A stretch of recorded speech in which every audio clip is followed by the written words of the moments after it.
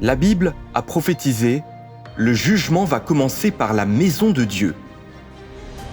Frères et sœurs, après de nombreuses années de croyance en le Seigneur, notre plus grand espoir est d'être enlevés dans le royaume des cieux. La clé pour entrer dans le royaume des cieux est d'accueillir le retour du Seigneur. Nous avons appris la dernière fois que, dans les derniers jours, Dieu se fera chair une seconde fois et reviendra en tant que Fils de l'homme. Certains pourraient demander, quand le Seigneur viendra, il pourra nous enlever directement dans le royaume des cieux. Pourquoi a-t-il besoin de venir de nouveau dans la chair ? En réalité, quand le Seigneur viendra, il fera une autre étape de son œuvre, l'œuvre du jugement. Et cela a un rapport direct avec le fait que nous puissions ou non entrer dans le royaume des cieux. Lisons d'abord quelques versets de la Bible pour comprendre. Car c'est le moment où le jugement va commencer par la maison de Dieu. Le Père ne juge personne, mais il a remis tout jugement au Fils. Et il lui a donné le pouvoir de juger parce qu'il est Fils de l'homme. Car il vient pour juger la terre, il jugera le monde avec justice et les peuples selon sa fidélité.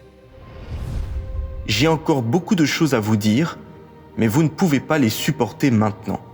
Cependant, quand viendra l'Esprit de vérité, il vous conduira dans toute la vérité. Si quelqu'un entend mes paroles et ne les garde point, ce n'est pas moi qui le juge, car je suis venu non pour juger le monde, mais pour sauver le monde. Celui qui me rejette et qui n'accepte pas mes paroles a son juge. La parole que j'ai annoncée, c'est elle qui le jugera au dernier jour. Le Seigneur Jésus a prophétisé que dans les derniers jours, il reviendrait en tant que Fils de l'homme pour exprimer la vérité et faire l'œuvre du jugement. La Bible mentionne l'œuvre du jugement à plus de 200 reprises. Alors, à qui s'adresse l'œuvre du jugement ? Est-elle réservée aux non-croyants ? La Bible nous dit « Car c'est le moment où le jugement va commencer par la maison de Dieu ». Qui est dans la maison de Dieu ? Quand nous parlons de la maison de Dieu, cela fait assurément référence à ceux qui croient en lui. Par conséquent, le jugement va commencer par la maison de Dieu signifie que le jugement commence par ceux qui croient en Dieu. Cette œuvre a pour but que Dieu sauve ceux qui peuvent l'accueillir et accepter ses paroles des derniers jours. Il ne s'agit pas de juger d'abord les non-croyants. Puisqu'il y a de nombreuses prophéties dans la Bible qui mentionnent que Dieu fera l'œuvre du jugement dans les derniers jours, alors c'est assurément une œuvre que Dieu réalisera sans aucun doute. Certains peuvent se sentir perplexes et demander « Nous avons cru au Seigneur toute notre vie et nos péchés ont déjà été pardonnés. Quand le Seigneur viendra, il devrait nous enlever directement dans le royaume des cieux. Pourquoi le jugement doit-il encore commencer par la maison de Dieu ? Pourquoi nous, qui croyons au Seigneur, devons-nous encore subir l'œuvre du jugement ? Cette question cruciale est liée à la grande affaire de notre salut et de notre entrée dans le royaume des cieux. Si nous ne comprenons pas le sens de l'œuvre de jugement de Dieu, nous raterons l'occasion d'accueillir le Seigneur et d'être enlevés dans le royaume des cieux. À présent, échangeons sur ce sujet. Après avoir cru au Seigneur et obtenu le pardon de nos péchés, pourquoi ne pouvons-nous pas entrer directement dans le royaume des cieux ? Pourquoi Dieu doit-il encore accomplir l'œuvre du jugement dans les derniers jours ? Les exigences pour entrer dans le royaume des cieux. Si nous voulons savoir pourquoi Dieu fait l'œuvre du jugement, nous devons d'abord comprendre quel genre de personne peut entrer dans le royaume des cieux. Certaines personnes croient que nous pouvons entrer dans le royaume des cieux après avoir cru au Seigneur et obtenu le pardon de nos péchés. Tant que nous lisons la Bible, prions et faisons de bonnes actions, le Seigneur nous emmènera certainement dans le royaume des cieux quand il viendra. Ce point de vue est-il correct ? Pour entrer dans le royaume des cieux, nous devons d'abord connaître les exigences pour y entrer. Les exigences pour entrer dans le royaume des cieux ne sont pas décidées par les hommes. C'est Dieu qui est responsable des portes de son royaume. Seul Dieu a le dernier mot. Seules les paroles du Seigneur sont la vérité, le chemin et la vie.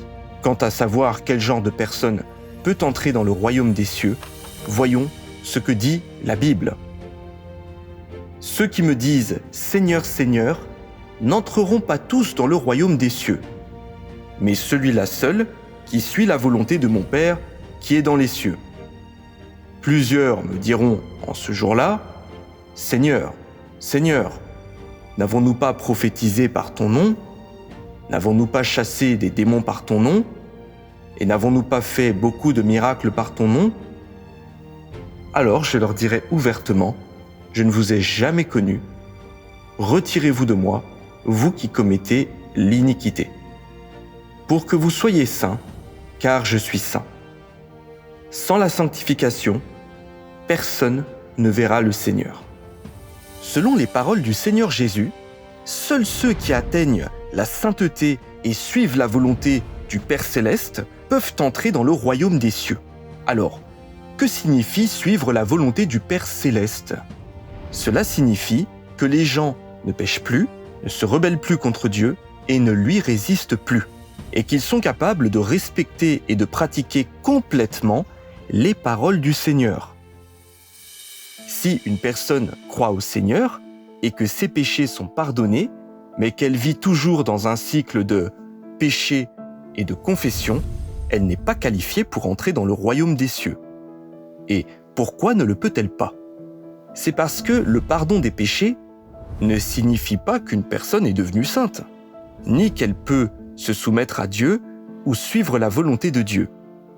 Après avoir accepté le Seigneur et obtenu le pardon de leurs péchés, les gens ne pêchent-ils pas encore souvent et ne résistent-ils pas encore souvent à Dieu? Les péchés des gens sont pardonnés, mais leur nature pécheresse demeure. Leur tempérament corrompu demeure, de sorte que les gens vivent encore dans le péché.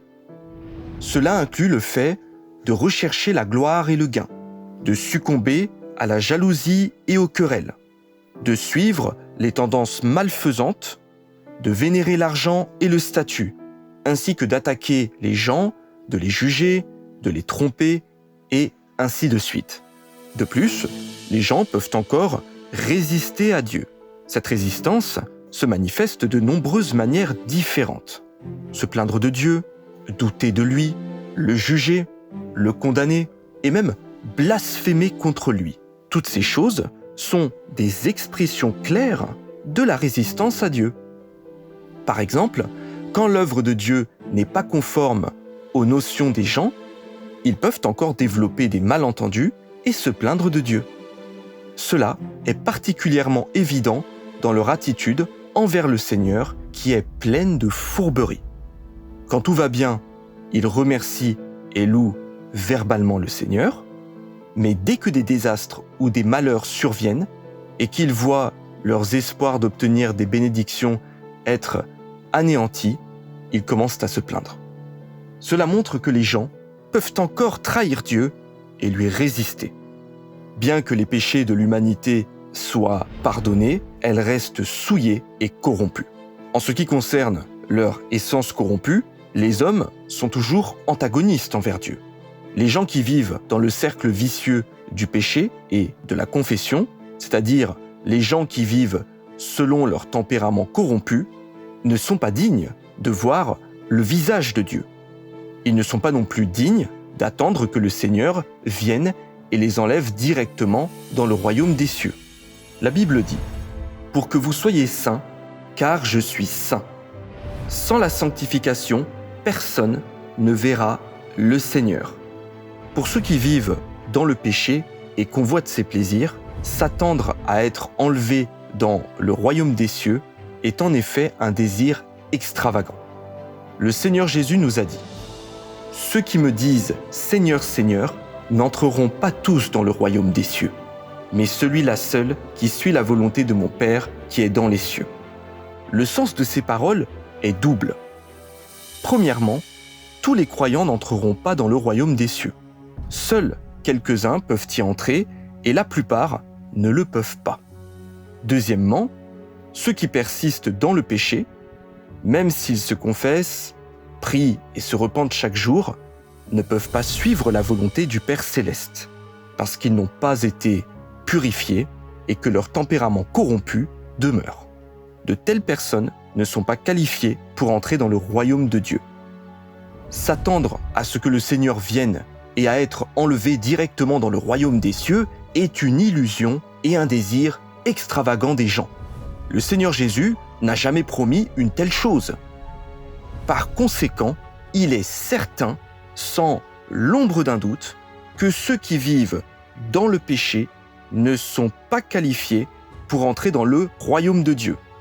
Cela est déterminé par le tempérament juste et saint de Dieu, comme l'a dit le Seigneur Jésus. En vérité, je vous le dis, quiconque se livre au péché est esclave du péché. Or, l'esclave ne demeure pas toujours dans la maison, le Fils y demeure toujours. Frères et sœurs, examinons maintenant cette question. Après avoir cru au Seigneur pendant de nombreuses années et obtenu le pardon de nos péchés, cela signifie-t-il que nous sommes qualifiés pour être enlevés directement dans le royaume de Dieu ? A. Non, parce que nous pouvons encore souvent pécher et que nous n'avons pas encore atteint la sainteté. B.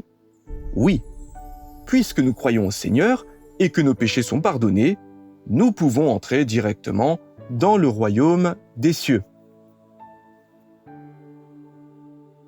La bonne réponse est la A.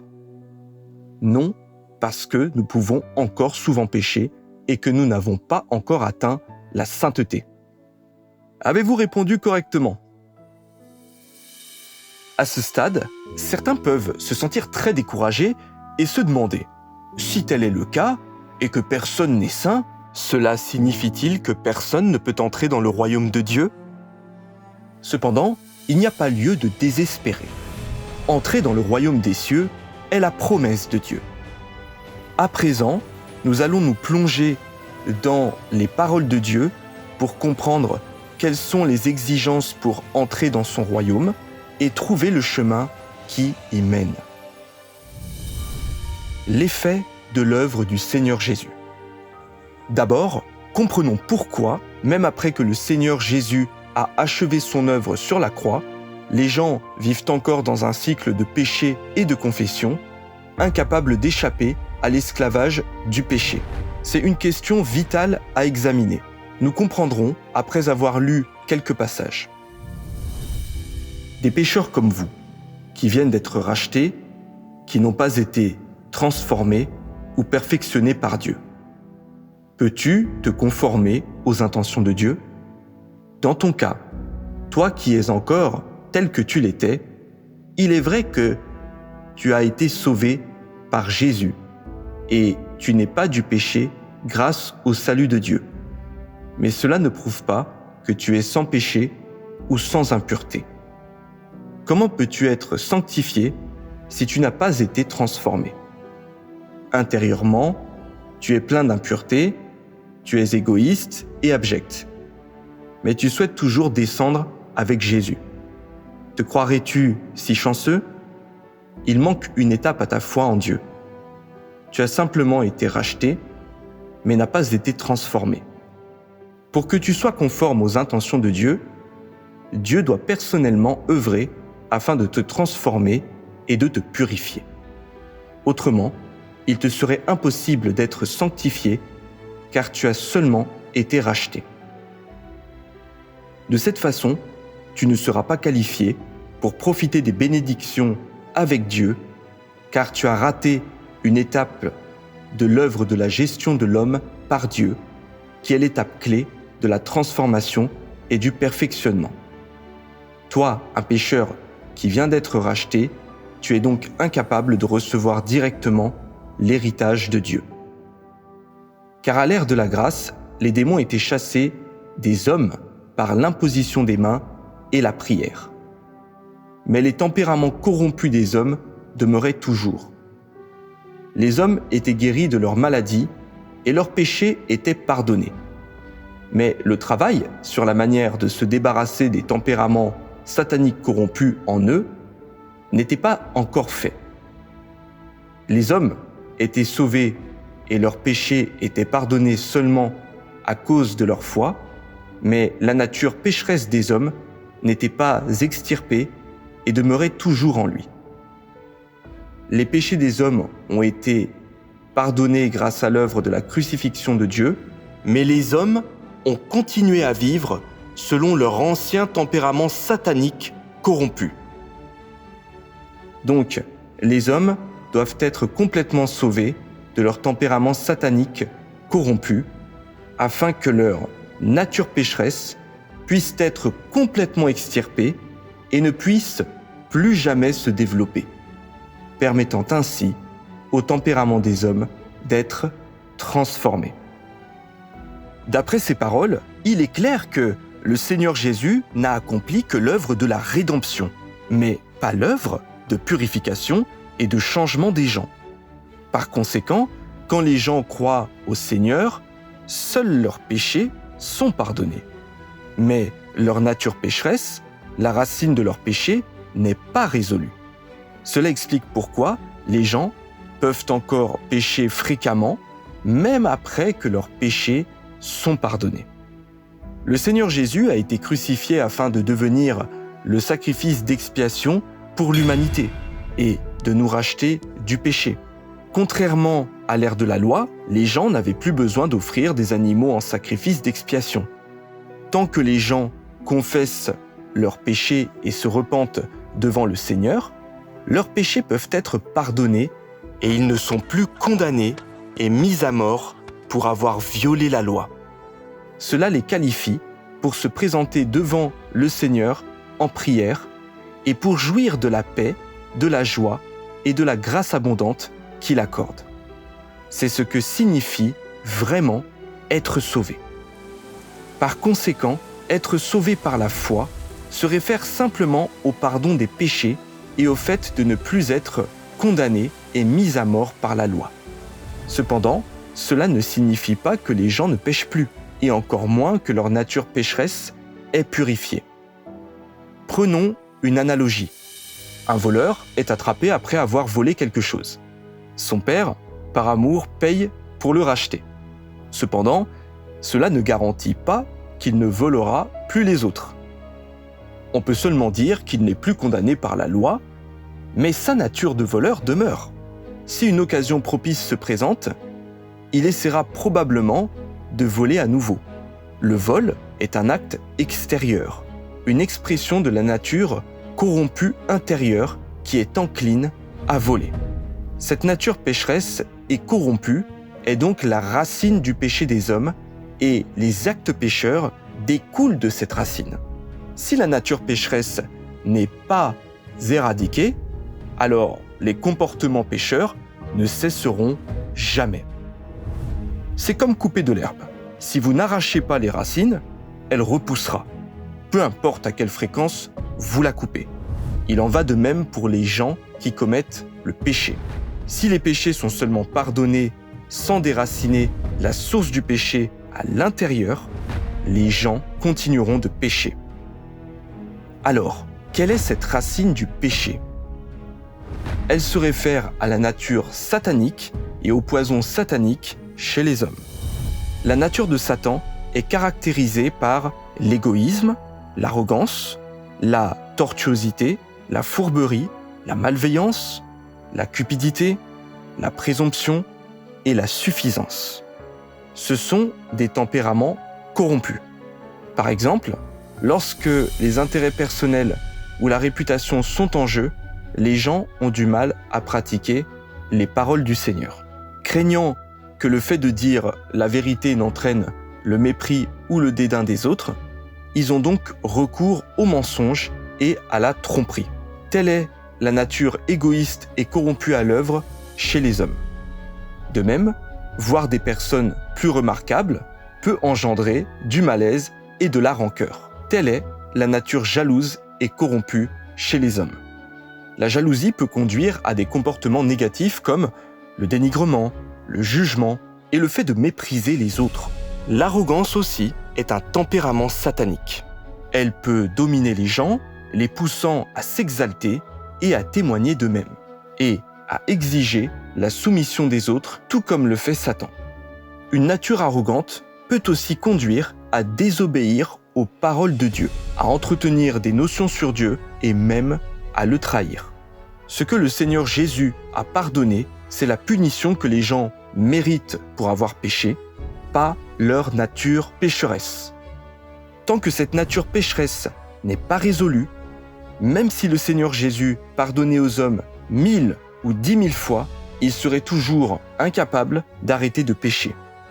En fin de compte, ils ne peuvent pas atteindre la sainteté et restent inaptes à entrer dans le royaume des cieux. C'est un fait auquel tout croyant doit faire face. Alors, les gens peuvent-ils résoudre cette nature pécheresse par eux-mêmes ? Par exemple, une personne peut-elle progressivement supprimer cette nature pécheresse en lisant davantage la Bible, en assistant à plus de réunions et en priant plus ? Sans équivoque, la réponse est non. Depuis 2000 ans, d'innombrables croyants pieux ont lu la Bible, ont assisté à des réunions et ont prié. Mais qui parmi eux a cessé de pécher ? Qui s'est débarrassé de son tempérament corrompu ? Pas un seul. Même Paul a dit « J'ai la volonté, mais non le pouvoir de faire le bien ». La nature des hommes est remplie de tempéraments sataniques et les paroles de Satan sont devenues la vie des hommes. Ces tempéraments sataniques sont comme quelque chose dans notre sang, notre moelle, dont nous ne pouvons pas nous débarrasser par nous-mêmes. Ce tempérament satanique s'est profondément enraciné chez les hommes, devenant leur vie. De cette manière, peu importe les efforts des gens ou à quel point ils se maîtrisent, tout cela est vain. Quel croyant au Seigneur a échappé à l'esclavage du péché ? Ne sont-ils pas tous pris dans le cycle du péché et de la confession, à vivre dans le péché et à lutter âprement, en trouvant impossible de s'en libérer même lorsqu'ils pleurent et prient le Seigneur ?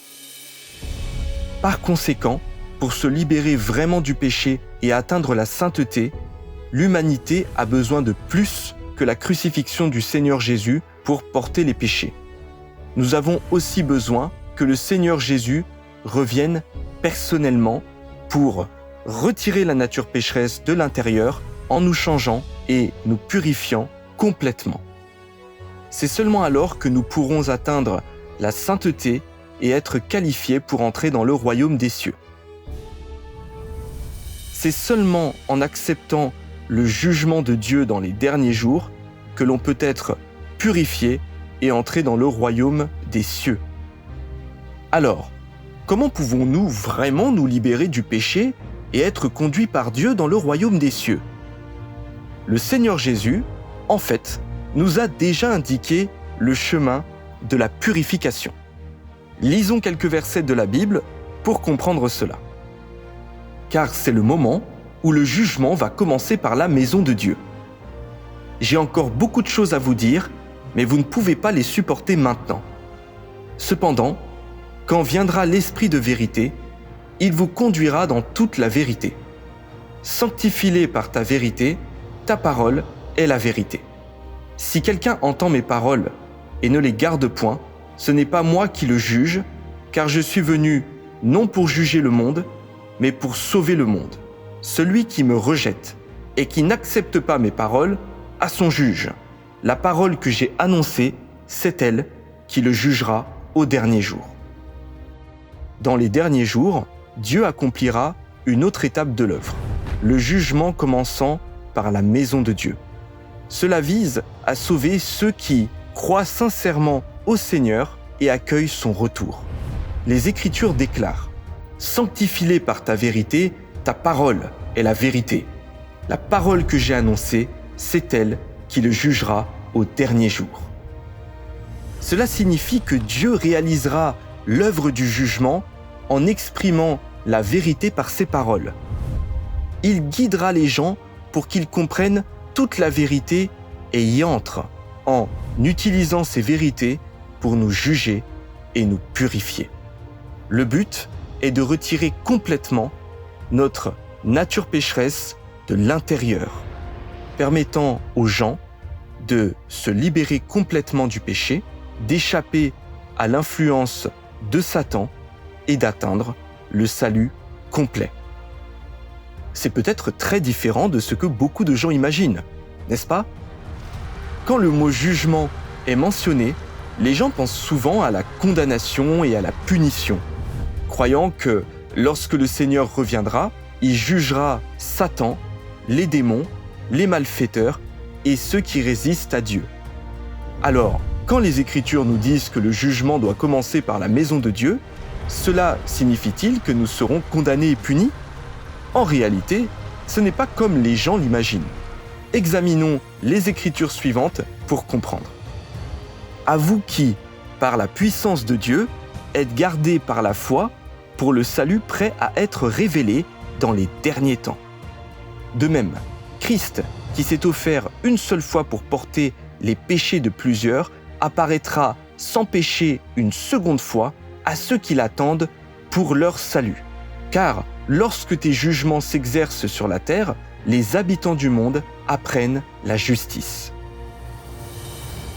Les Écritures disent « Le salut prêt à être révélé dans les derniers temps apparaîtra sans péché une seconde fois à ceux qui l'attendent pour leur salut. » Ces versets indiquent clairement que lorsque le Seigneur reviendra dans les derniers jours, il apportera une autre partie de son salut.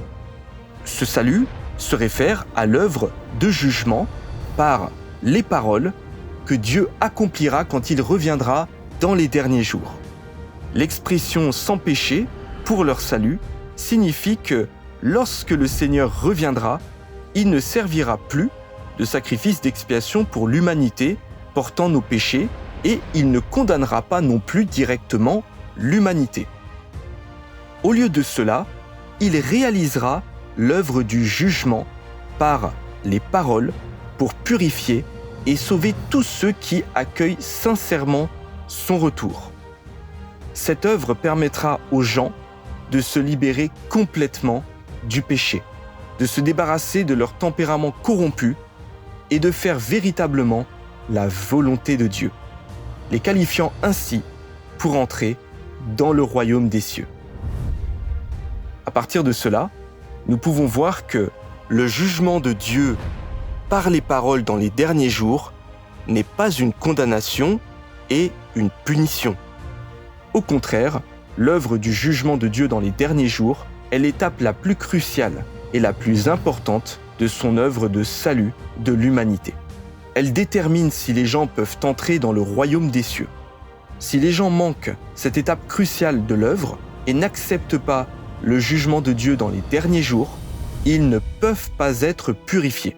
Tous leurs efforts dans la foi en Dieu auront alors été vains et ils auront abandonné à mi-chemin, à jamais inaptes à entrer dans le royaume de Dieu, et leur foi en Dieu sera considérée comme un échec complet. Ce serait en effet un regret pour toute une vie. Lisons un autre passage pour y voir encore plus clair à ce sujet.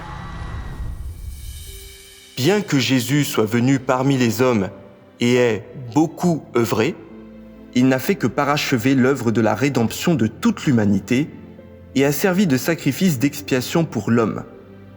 Il n'a pas débarrassé l'homme de tout son tempérament corrompu. Sauver entièrement l'homme de l'influence de Satan n'exigeait pas seulement de Jésus qu'il devienne le sacrifice d'expiation et qu'il porte les péchés de l'homme, mais aussi que Dieu fasse une œuvre encore plus grande pour entièrement débarrasser l'homme de son tempérament corrompu par Satan. Et donc, après que l'homme ait été pardonné pour ses péchés, Dieu est redevenu chair pour conduire l'homme dans la nouvelle ère et a commencé l'œuvre du châtiment et du jugement. Cette œuvre a mené l'homme dans un domaine plus élevé. Tous ceux qui se soumettent à sa domination jouiront d'une vérité supérieure et recevront de plus grandes bénédictions. Ils vivront véritablement dans la lumière et gagneront la vérité, le chemin et la vie. L'œuvre du Seigneur Jésus était celle de la rédemption. Tant que nous croyons en lui, nos péchés sont pardonnés. Cependant, comme notre nature pécheresse n'a pas été purifiée, nous ne pouvons toujours pas arrêter de pécher et nous continuons à vivre dans le péché. Par conséquent, dans les derniers jours, nous devons accepter l'œuvre du jugement. À travers cette œuvre, nous pouvons être purifiés de notre nature pécheresse, ne plus être liés par le péché et être capables d'arrêter de pécher. C'est seulement alors que nous gagnerons la vraie liberté et entrerons dans le royaume de Dieu. N'est-ce pas là un domaine supérieur ? C'est pourquoi l'œuvre du jugement est si importante, car c'est le seul chemin pour entrer dans le royaume des cieux. Si une personne n'accepte pas l'œuvre du jugement de Dieu, elle ne pourra jamais entrer dans le royaume de Dieu, même si elle croit au Seigneur toute sa vie. Frères et sœurs, examinons maintenant une question.